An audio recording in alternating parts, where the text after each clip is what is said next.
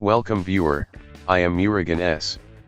This video tutorial describes, fix arrow keys don't move from Excel cell to cell. Open Excel.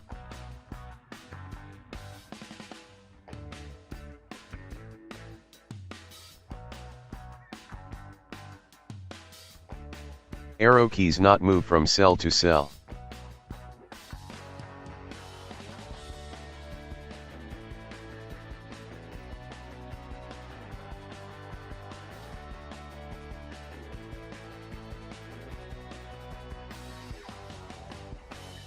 Type on screen keyboard in Windows search bar, click on screen keyboard.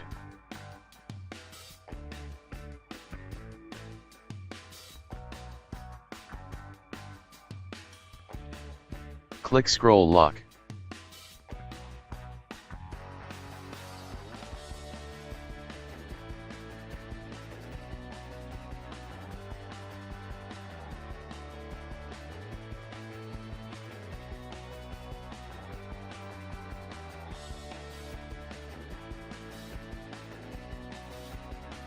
I hope this video tutorial helps to you. Please like, share and don't forget to subscribe my channel. Thank you very much. See you next video.